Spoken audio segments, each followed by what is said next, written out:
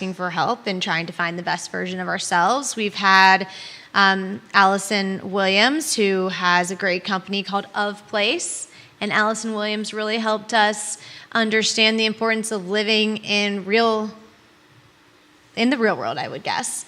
And the list goes on. We had Miss New York 2008, who went on to be the third runner-up at Miss America. So impressive. Everyone on the show has been so impressive. And today it is going to be equally as impressive, maybe more, with Mary Jane Smith, who has been a longtime friend of mine, who I met in 2013 maybe. And from then on, we've been friends, and she's inspired me. And MJ, thanks for coming today. My pleasure. I'm so excited to have you here. Well, thanks. How wonderful for both of us. We get to sit and do what we normally do with this excellent audience that I hope we're getting. I hope we're getting an audience too.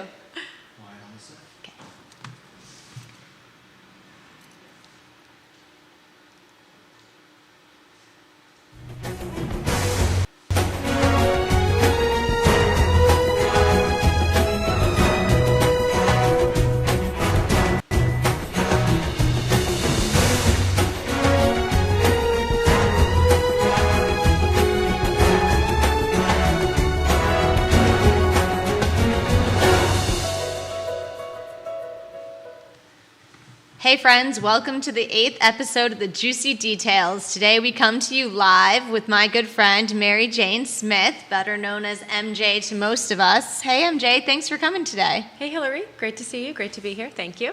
Thank you. Thank you to all of our fans who are joining in. You know, I've had a few comments, a few emails, a few text messages of people that are really excited to tune into the Juicy Details. So thank you for the support, and thank you for believing in the potential of making this something that's actually real versus just for fun. So I appreciate everybody.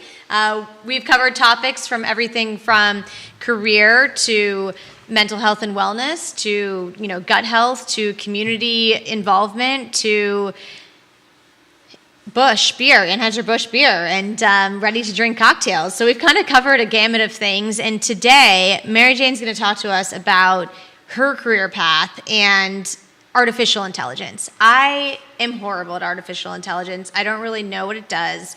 I have no idea about why my internet serves me up ads versus it's stalking me. I have my phone nice and close to me today, so it's picking up all of these things that it's going to feed me.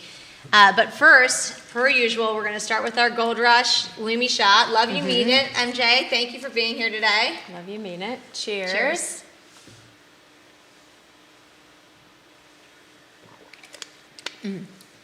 So this is full of turmeric, lemon, ginger, pear, and cayenne. So turmeric's really good to help with prevention of inflammation and brain health. And I love it. I drink one every day, a couple times a day. So you can get your Lumi shot at lumijuice.com or on Amazon. All right. Delicious. MJ, Mary Jane, tell us everything. How did you go from Mary Jane to MJ? Well, it's interesting. It's a family name. I was named after my Irish Gaelic great-great-grandmother by my grandfather. Okay. And the spelling is M-E-R-I. It means by the sea. And that's when I was in kindergarten, I remember telling my mom, you have to call me Mary. Mary Jane sounds too babyish. I didn't want the double name thing. This is growing up in Minnesota. After moving to the South back in 1999 as a 19-year-old, I'm dating myself here. The double name thing is a big thing in the South. Oh, it's so big in the South. Yeah, and I started to kind of adapt to that. And of course, as I became an adult, there's a lot of songs about Mary Jane, the person Mary Jane, and other things. The drug Mary Jane. The drug Mary Jane, Michael Jordan, Michael Jackson. I started to kind of really enjoy those initials. So, and it does make it easier when you go to Starbucks and order your coffee. They never misspell your name wrong if you just say it's MJ. So That's how I got there.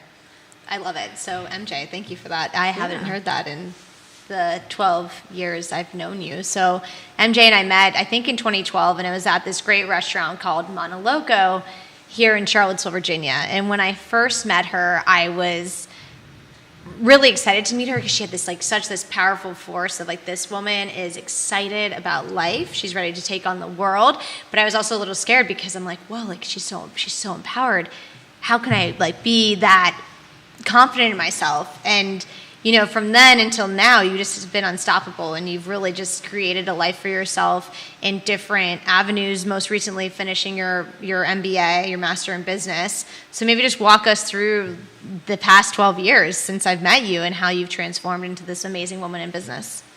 Thank you for saying that. It's interesting, we were talking before we went live today, and you reminded me of when we met, and at that time in my life, I had just was leaving a marriage, newly separated, and it's so interesting to hear the feedback that I present as potentially intimidating or, confident and like a successful person, because at that very moment, I really was in transition, and I felt not successful. I felt terrified, right? My marriage was ending. I had 2 young children. I'd been out of the full-time workforce for over almost 10 years. And was really trying to figure out who I was and what I was going to do next. So I get the feedback sometimes that I'm intimidating in the very best way, that I've got myself together, but I didn't feel very put together back then. So it's interesting to hear that from you. And obviously we've had a friendship that is a friendship of peers, and you're also incredibly talented, and I'm lucky to know a person like you. And I know you were very supportive I was trying to figure out a job back then. What can I do? And you helped me open some doors and have some opportunities, even to get an interview for things. And you were such an incredible businesswoman at that time. So I feel like I might have maybe caught up to like 75% of the capacity of Miss Hillary Lewis Murray. Thank you. By now. But so in 2012, I was searching. I had done some property management in my marriage, and I transitioned that into real estate. That was the easiest, least path of resistance. And prior to that, I'd been a baker, an artisan baker. I'd been an office manager for architecture. What was your favorite thing to bake? I actually learned. So I grew up with my grandparents, my maternal grandparents, my mom and my maternal grandparents in the house together. And my grandmother loved to bake. So that was something I remember doing a lot with her. And what would she bake? Like, what was her favorite thing? Just simple cakes, Okay. And so when she died it was around the year 2000, I was living in Charlottesville, and I took, at that time I'd quit a job. It was a professional job for an architecture firm. And I was grieving, and I wanted to do something that reminded me of her. So I took an apprentice job at Albemarle Baking Company. Have you ever had a Princess cake? For those of you in Charlottesville, it's the best cake ever. And I think it might be gluten-free because it's all almond, right? It is made with almond marzipan paste, and I don't remember if it's almond flour. It's been a while since I made any of those. But that was my first baking job. I wanted to learn to do shape, baguettes and make croissant and all of those things. So Jerry Newman. Croissant, that was so good. My French is horrible. That was amazing. He gave me the 4 a.m. to 12 p.m. shift. And luckily, I found a little apartment across the street from the bakery. Okay. That's where I learned to bake. My favorite thing is shaping dough. It's meditative. It's like sculpting. Love that. So, yeah. Do you have a yeast starter at home now, and are you making any bread at home? It's really something, it's like having children. I learned to bake bread before I had children. Yes. And using a sourdough starter, like the mother starter, is very different than, the dry yeast that you buy in the grocery store and activate with warm milk. So a sourdough starter needs to be fed on regular intervals, like children. You literally can't, so you can put it in the fridge. It's like a plant, I'm going to kill it, probably. Yeah, it's a living thing, and so it needs to be maintained. And you can put it in the fridge and let it go to sleep, the yeast, for a little while, and then take it back out. So the long answer to your question is that no, I don't do much of any baking at all at home, because I'm now very attached to the way I was able to do it in a professional environment. Yeah. And so I got to use all those professional things, and so I use cake mixes, and once in a while I'll do brioche, homemade brioche at home, and that one is one that's manageable for a home kitchen. But I do hope that I'll be able to part-time, do some baking again in the future, just on a volunteer basis in a professional kitchen. I love it. That's awesome. Okay, so from there, your part-time job, baking and learning how to bake, you then went on. Fast forward. So I met my now ex-husband. I'm remarried now, but this is back right at the time I met you. So in the time, fast forward, we got married, decided to have a family. Yeah. And I finished my undergraduate degree at that point as an adult at UVA. I'd gone to college for my last 2 years of high school, Yes. where I grew up in Minnesota, came to Virginia, to Charlottesville, thinking I would transfer right into UVA. Didn't do that and finish until I was actually 28. Okay. So I did that in my last marriage, had 2 children, got into some property management, learned the ropes of that, which led me to real estate.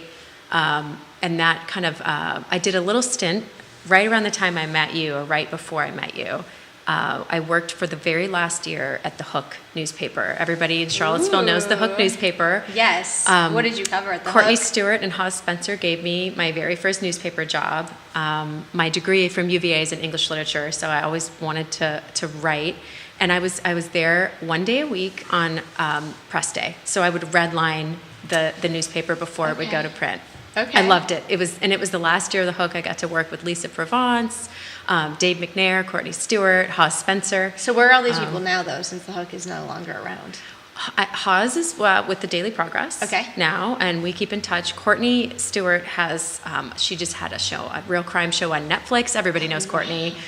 She's got a podcast that she's doing. Lisa Provence is still doing some reporting, I think, for the Daily Progress. Okay. Dave McNair has the DTM, the Downtown Mall. Okay. It's a website. I'm a subscriber for local news. So everybody's still kicking in the news world. Yeah.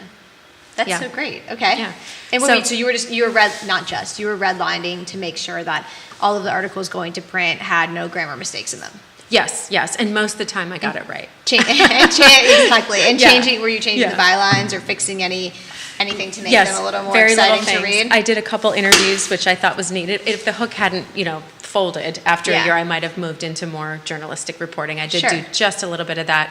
I still have a little PTSD from having to put the movie times. I'd have to go check the movie time websites and drop those in. That was not my favorite thing. But So was anybody upset? Did you ever put in like a 2:45 movie, but it really started at 2:35?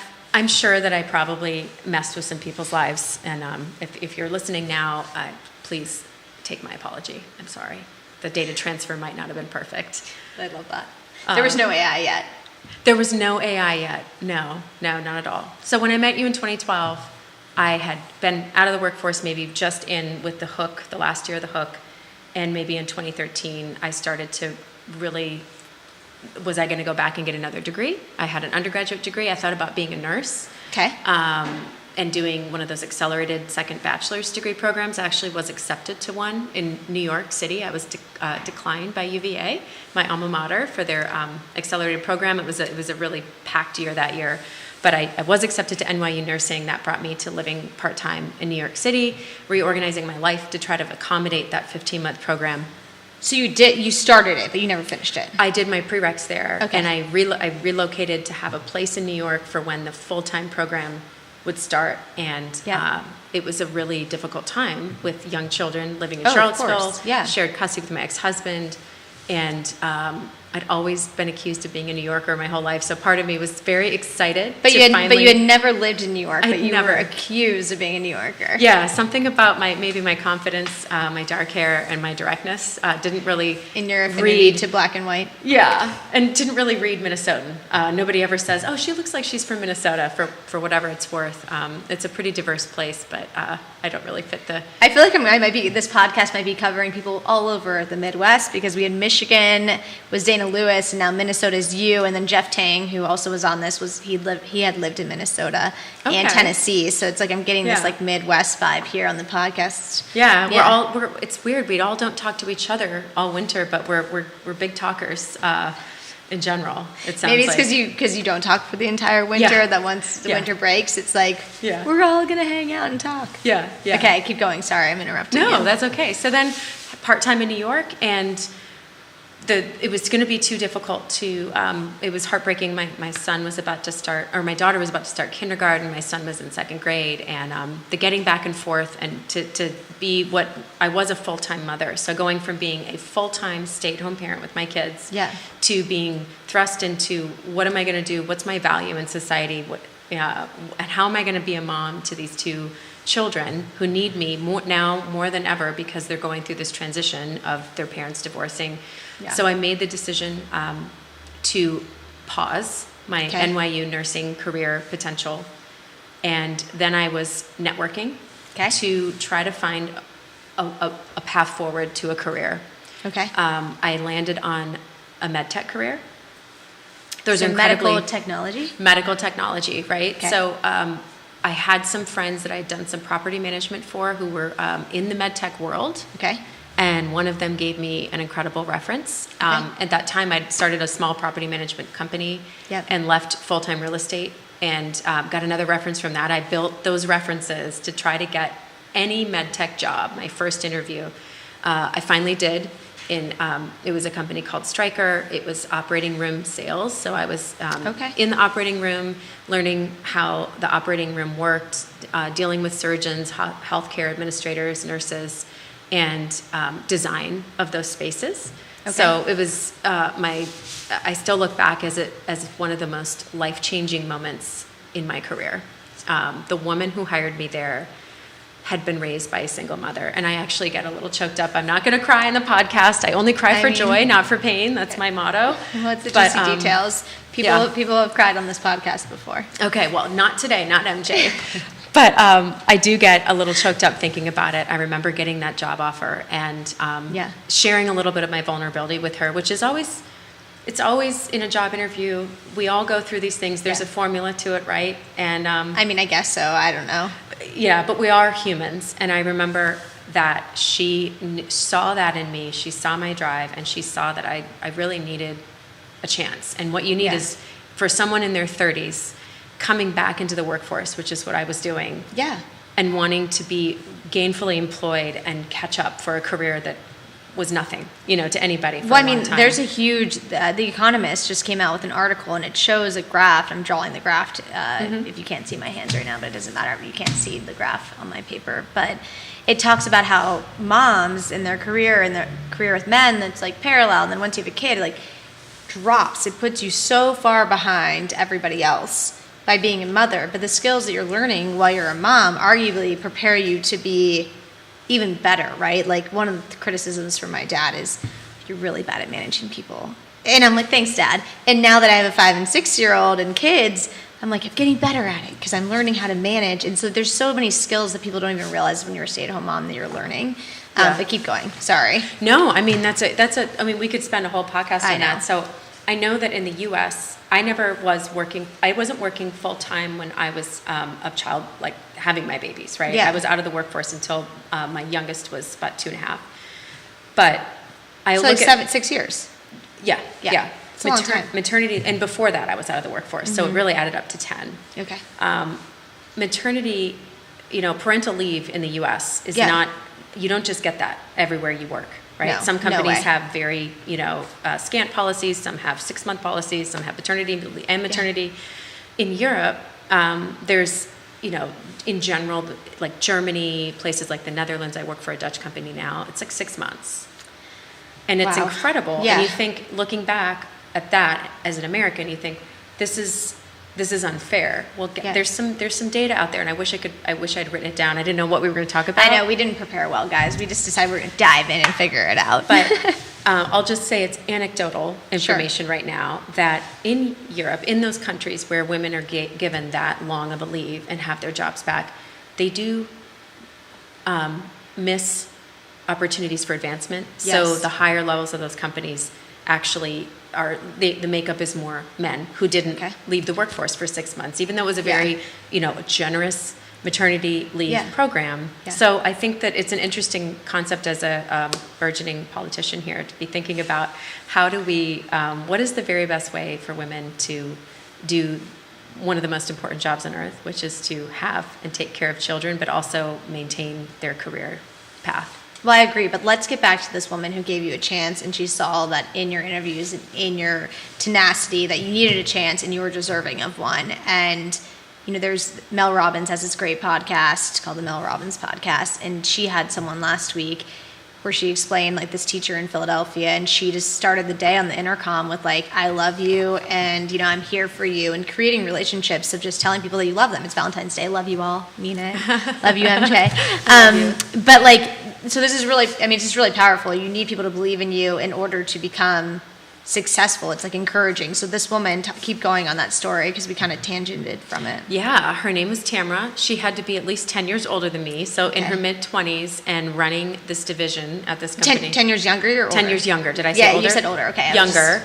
And Yeah. had been raised by a single mother who was remarried by the time I met her, but who worked really hard. And she believed in me. And I believe that if Tamara wasn't in that position, in that company, in that moment, that I would not be sitting here today having this conversation. I Wow. really look back and say that my career. We should be drinking champagne to her, but I cheers. know. Yeah. Cheers to Tamara, Yes. who is now a mother. We're still in touch, and she is now a mother and has a cute little boy that I get to watch grow up on Facebook. That's so cute. Yeah. So that happened. That was the first door, and what I needed was that first chance. And Yes. I feel like I've been proving to myself ever since then that I deserve to be right where I am. I'm in a transition right now, ending the job. I'm resigning from the job I'm doing now and starting a new one. And it's interesting to look back once I started my career in med tech and now what I call health tech is where I'm at. Okay. Just making sure that your value and your worth is appropriate with the position that you're in, that you're paid for, the title and everything like that. So it's been, not to toot my own horn, but a little bit to toot my own horn. I have exceeded expectations at in every way since I got into the med tech and now health tech space. So. And not surprising at all that you exceeded expectations. Thank you. And it's incredible. I've really connected with, it's part of my identity now. As I was trying on a hat of what is my career going to be, I think mission-driven work is very important to me. So I'm very careful about what products I work with. Okay. It has to mean something to me personally. I need to be able to, I love technology. I love things. I love machines that work. Yeah. If I had to go sell my favorite vacuum, I could do it all day, honestly. What's your favorite vacuum? It's the Dyson stick vacuum. Okay. Yeah, Dyson it's does not cordless. support this podcast, Yeah, but they there's should. your endorsement. They should. I could sell those all day long. It's so funny. So for me, You have a favorite vacuum? well, the Dyson cordless, my problem is you have to hold the trigger.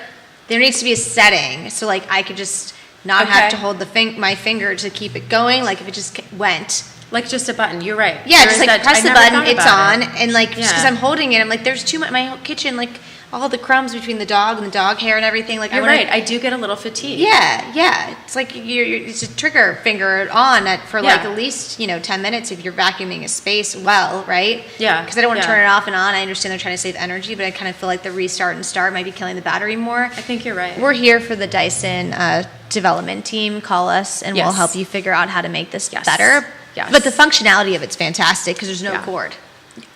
Yeah, and the battery, I've already replaced my battery once. Like I went and ordered Yeah. it. It just works. The filters, anyway. Yeah, they there's- should be. you don't have to change filters, They should be clean it. supporting this Yeah. podcast. I agree. Thanks. Hey. Okay, so then let's talk now. Let's transition just because in the interest of time, I really want to get to this artificial intelligence piece. And so you went from med tech to health tech, and this is so important because most recently, before you transitioned to this new role you've just accepted, you have been doing breast cancer Detection.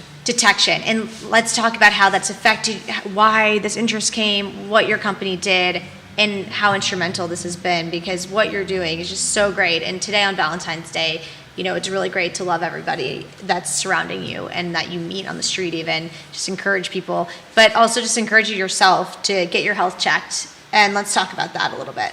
Yeah. So, and I'm still in the current role, and we'll plug the company that I work for. It's called ScreenPoint Medical. They don't sponsor this podcast, but we still love them and mean it. We love them and mean it. It's AI trained, computer aided detection for breast cancer. So what it is, it's a software and trained using machine learning algorithms, neural networks, and AI in a lab. Okay. And then that software is installed in the environment of a hospital health system. Okay. And a radiologist, which is a person who reads mammographic images, x-rays of breast tissue. Without AI support, they're looking for breast cancer on a mammogram is like looking for a polar bear in a snowstorm. Every breast is different. Dense breasts have different patterns and different tissue types that hide cancer. They show up white on a mammogram just like cancer shows up white on a mammogram. So it's an incredibly challenging thing to look for on breast tissue. Now, we have training programs. We have breast fellowship trained radiologists who do an extra 2 years of fellowship training after their general radiology residency to read mammograms. I don't want anyone to think that a radiologist reading without AI support today is doing a bad job. But what's incredible about AI-assisted radiologists is that AI can help the two together perform better than the two separately. We have multiple clinical studies that show that. What AI can help do is reduce satisfaction of search errors, which is when you find one thing on an image and then you focus your time and attention on that, but maybe failed to look at the rest of the image to kind of simplify things as much as I can. Okay. And then also there's the AI that I work with has shown to find breast cancers up to 5 years earlier. So 1 in 8 women will be diagnosed with breast cancer in her lifetime. That statistic has not changed much over the last 40 years. What about men? Do you have a statistic for men? Just under 1% of men. So men, there are also men. I feel bad for all the men who have breast cancer in their families. They have to go in and get mammograms. Most of the breast imaging centers are kind of gendered to women, but breast cancer does affect men as well. Less than 1%, still important. So the survivability of breast cancer has increased over the last 20 years or so. Sure. And the way that we handle, and it's partly due to increased screening, right? Yes, yes. In the U.S., we have the guidelines of once a woman turns age 40, she goes for an annual mammogram, and that's covered by health insurance. Whether you're insured or not, you are due an annual mammogram. Okay. We know that women under the age of 40 are sometimes diagnosed with breast cancers, and that's something that is very important to me. I do, outside of my professional life, I definitely work with organizations like the Komen Foundation, the BREM Foundation, which is a Maryland-based awareness group that tries to get more awareness for screening for younger women, and also for just the majority of women who will need that screening once you're age 40. Wow. Well, I think the polar bear in the snowstorm analogy, I'd rather find the polar bear before it finds me, just like you'd rather find the breast cancer before it's found.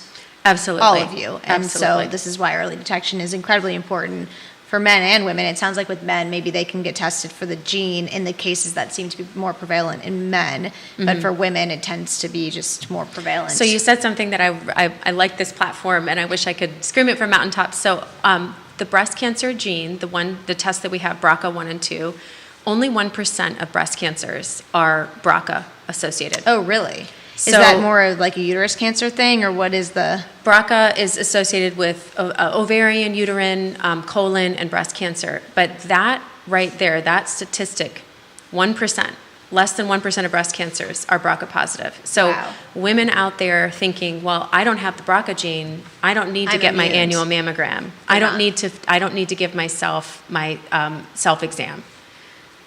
Everybody needs to give themselves a self-exam. Every woman needs to get screened every year. So do you have a website for your current company that talks about how you can self-screen? Is there any videos or anything there? Well, we haven't talked about dense breasts either. Okay. Breast density. We could be here for hours. So I would look up densebreast.org. Okay. Is a great, I want to be completely neutral and not sell something here. Sure. So densebreast.org is a great website to go to, and it also helps educate about breast density, which is another, when I say polar bear in a snowstorm, every woman's breast tissue doesn't have that look. But the ones that do, that are dense across 4 different categories, A, B, C, or D, not size, but density of the tissue, the higher the density, the more challenging it is to find the breast cancer. So not every woman has the polar bear in a snowstorm breast, but this is why AI support is incredibly needed. Good, well-trained AI that's reliable and trustworthy. And also women need to be educated about what these things mean and what it increases their risk profile. Dense breast tissue has a masking effect. It hides breast cancer on a mammogram from detection at times. And it can also, certain types of dense tissue have a higher risk of becoming breast cancer later. Wow, interesting. It's a lot of, this is why public health is so hard in the U.S. It's a lot of information. It's boring. you know, and it's hard to educate. I wish we had like a public health czar in the U.S. that was like giving regular updates about all this stuff. Our poor private practice physicians are tasked with trying to help navigate through all of this. Yeah, and there's not, there's the information is just information overload. So how much is accurate, right? Like I'm sitting here thinking that most cases of early breast cancer pre-40 are because of this BRCA gene, but MJ is sitting here telling me that that's actually not accurate. But that's kind of where when I read about breast cancer, this is what I'm thinking. And when I think of, I know eight women here in Charlottesville, Virginia, where I think our population's under 30,000 people, if you count students even. And that's 8 women that are in my close friend circle who have had breast cancer between the ages of 20 and 40. So within that super young age bracket that you're talking about. Yep. So get checked early, do self checks, man and women. And artificial intelligence is helping with that. And pre-show, MJ was talking a little bit about artificial intelligence comes in 2 different forms. Yes. And this was interesting to me because I'm literally like I'm so on tech savvy. You all might be able to notice that by my website, by my Facebook page. Thank goodness I have Judah here who's helping me be better at all these things. But yeah, so this is when MJ started talking to me about this. I know I sat on a kind of a panel. I didn't sit on the panel. I listened in on the panel at the University of Virginia Darden School of Business. That's now the #1 public school in the world. Yeah, UVA. But Yael, who's a famous professor from UVA, Darden School of Business, she's talked about AI and how it helps in everything from food service to finance to healthcare. And so, and let's talk a little bit about what you said before the show. I don't even remember the 2 types of AI, but this was important, I felt. Well, in my world, there's so many types of AI. There's generative AI. What does that mean? What is generative? Should we start defining the first one? So generative AI, this is not my category. Yeah. It's like when it generates text. Like I think ChatGPT would be generative AI. So like when I do speech to text, but I speak too quickly and... That's generative AI. Yeah, okay. I'm giving a real world example. Yes. Okay. And then OpenAI, ChatGPT is...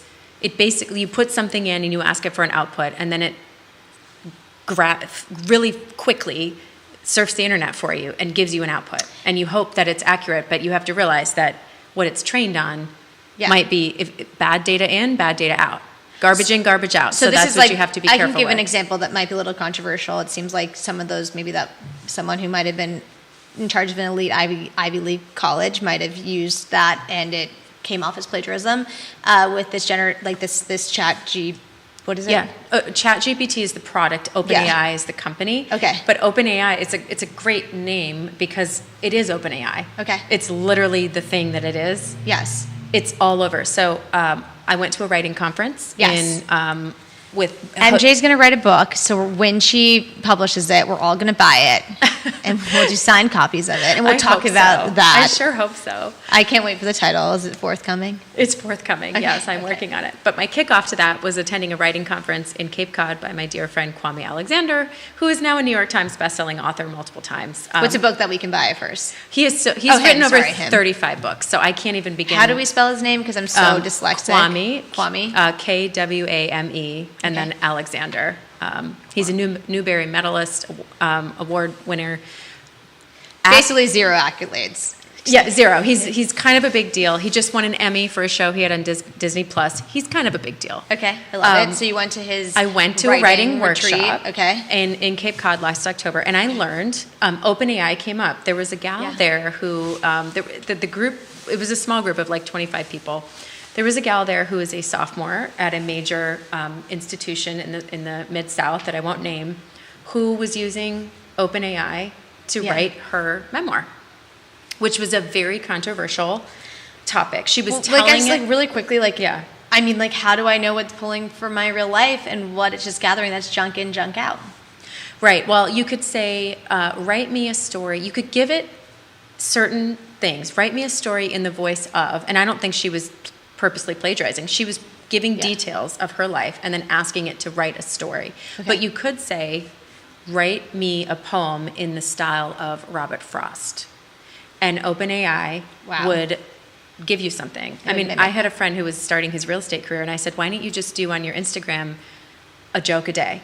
And I said to ChatGPT, give me 100 jokes, 100 real estate jokes, and within 30 seconds, I had an output, which is super fun, right? Yes. But back to the writing conference. Are you tagging the person who maybe came up with that joke, not you? Absolutely not. Yes. Back to the writing conference, it came up, this young woman talking about how she was using chat to write her memoir. And she was being honest about it. Like, Yes. I'm a young person. I'm on the AI committee at my college. Yes. I'm doing this because it's a thing. You know, I can't wait to have my fourth year UVA students on the podcast here talking how they use it. Right. Yeah.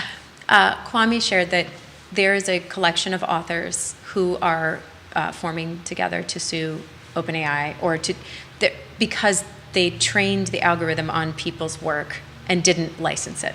Yeah, I mean, that's kind of messed up, right? Yeah. So these are the things that are scary about it. And I think the New York Times is currently suing OpenAI because it was trained on their online journalism.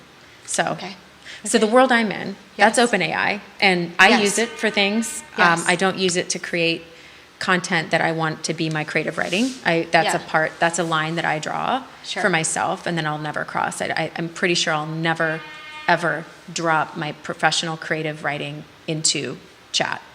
But I work with medical AI. I'm here to redline it for you after you write it normally, and then we can Yeah, I love that. Yeah. I love that. Everybody needs a good editor, right? Yeah. But I work with medical AI, which is approved and cleared by the FDA, and it's not.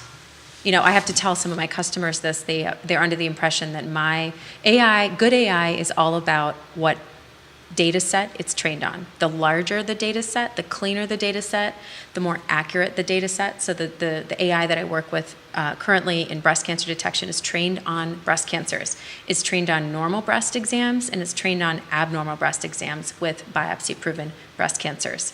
So the training data set is over 1 million images, and then every time the company I work for does a clinical study with a research partner, their data becomes part of the next version of the product. And every version of the product that is released for use at the health system that you might be getting your mammogram at is approved by the FDA. Okay. So that is the difference. And so the fear, the conversation about ChatGPT and OpenAI has in one way helped me with my job, which is to bring what I think is the very best product to as many breast imaging centers as possible and in the hands of as many radiologists as possible to help women. Okay.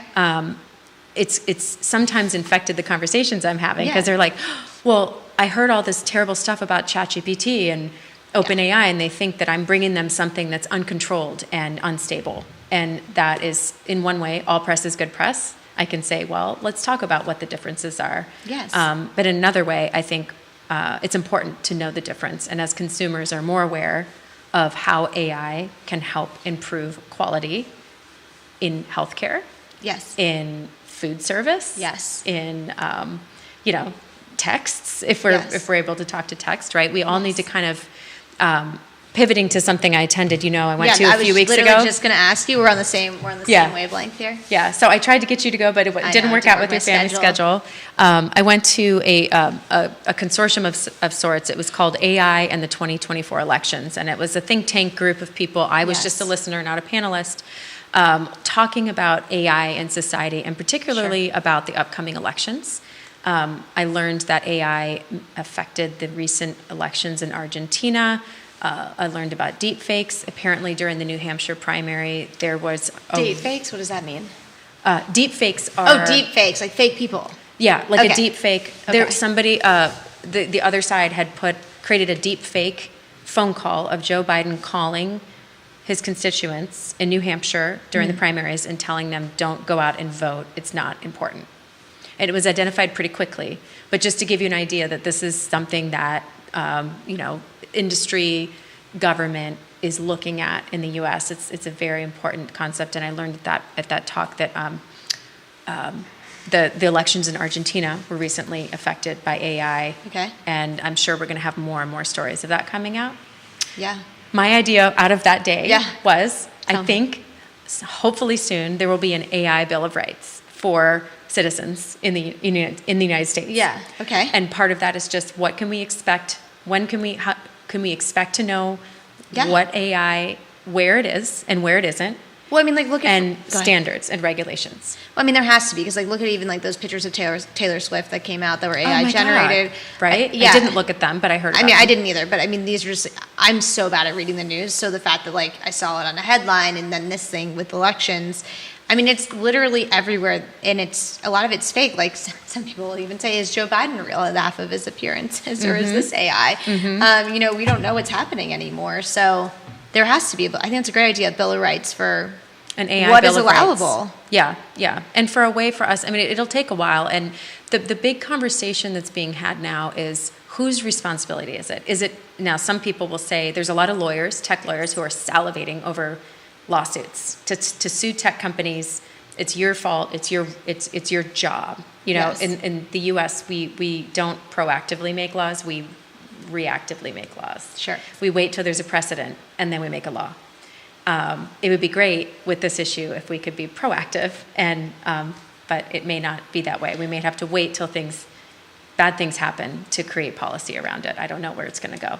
I don't know either. I think in the United States, though, people want to have the freedom to be able to choose. And then I think that a lot of these AI, that is not the health AI, let's get our processes smoother in a food line operation. Let's get our driving better, right? Like there's AI on your phone with your health app where you can then see, okay, I'm walking, the past week I've been walking to the right side. What is going on? Do I, you know, is my spine out of awareness? Like, did I sprain my ankle really? Like, what happened?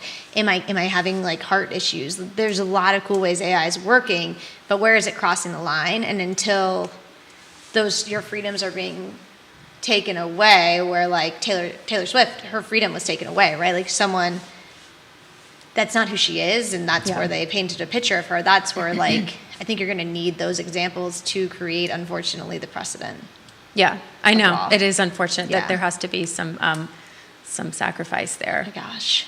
I love joyful AI stories. Tell to me, bring it all back. right, let's bring it back to joy. I mean, finding a breast cancer 5 years earlier leads Yes, to a longer life amazing. expectancy, unless 100%. there's the breast cancer tax nobody talks about. We have mutual friends who have Yep. gone through breast cancer. Just the cost, it's not all covered by insurance, and so just finding it early, treating it early leads to longer life expectancy, most importantly, and less cost for healthcare system and for Yes. the person, for the victim of the breast cancer. But other things that like sliding over, like AI is in dating apps. I met my current husband on Bumble, and I love that. an algorithm Hey, helped Lars, me. this one's for you. An algorithm helped us find each other. He was just like 90 minutes away. Yeah. And for whatever reason, I will always be grateful to that. We were recently in Florida celebrating our anniversary, but also visiting a friend of mine I think I've known her about as long as I've known you. Okay. She relocated there after living in Charlottesville and dating in Charlottesville for quite some Yeah. time, had a long-term relationship here, left, and moved back to Florida. And about, I guess like 3 months in, she was on Bumble. Yeah. And Bumble reconnected her with her end of high school, early first year of college boyfriend. Oh my goodness. And we are going to their wedding on Memorial Day weekend this year. They are getting amazing. married. And it's like, I think that those stories are incredible, right? If you're For sure. if you're on the apps forever and you can't find anybody, something's not working. But AI assistance, when it works, it really does work, and it brings incredible opportunities for joy and connection. In my talk track, back to the medical AI part, Yeah. breast radiologists go specifically into that specialty because they have a passion for patient care, the conversations that you have to have with women who have breast cancer. It's not a one and done, see you later. Once a woman has breast cancer, she's coming back for screening intervals, for treatment. Sometimes there's recurrence. So it's a doctor who, a lot of radiologists sit in a room and read x-rays all day, but a breast radiologist also Yes. has that patient care component. Yes. And I talk a lot about how AI support actually reunites doctors with their patients. Cool. Again, where, I remember when I had the same primary care doctor in Charlottesville for the first 10 years I lived here. Yes. And I remember when electronic medical records came up, Yes. and I don't know if you remember this in your own personal health history. I remember when I went to a doctor's appointment and I Yes. sat and looked at the doctor like this, or the nurse, and we just had a human interaction, and maybe the person took some Yes. notes on a chart. And I remember when a laptop came into the room. Yes. And my doctor was looking at her laptop Right. and then most of the time looking at the laptop and talking to me. Now, every exam room has a computer in it. They're clicking boxes. There's Yes. really little eye contact when Yes. the human's in the room. Yes. And we've kind of accepted that Yes. that is normal. But the reason we go and sit in a room, there's like an intangible part of practicing medicine and caring for others that I think I think we're gonna get in the next 5 to 10 years, we're gonna get to a place where those human interactions that are so important and a part of long-term healthcare outcomes Yes. return Yes. to the healthcare environment, and where some of those other tasks are put with AI and you know, with always a human signing off and intervening. But I'm Yes. really hopeful about the future. Okay, awesome. I love that. And so, in the interest of time, I want to just pivot with some fun questions to end our time together Okay. because this has been really interesting, and I think there was a lot on the table. Like you're transitioning to healthcare, oncology, AI. Like there's so much more. We're gonna have to Yes. have you on again That's to where I'm headed continue the next. next conversation. Starting in March. But since my day job is I'm a luxury travel consultant with Scouted Adventures, please, all of you, if anyone needs help planning trips, call me. But let's talk about really quickly what is the best place you've been and why, and then what's on your bucket list. I love Spain.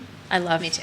to travel to Spain as a country. I Okay. love the certain parts of it that are socialist, like the gazpacho is the same everywhere you order it. Yes. I love that. I love taking the train. I like the south of France. I like all over Spain. I like the culture, the food, the people.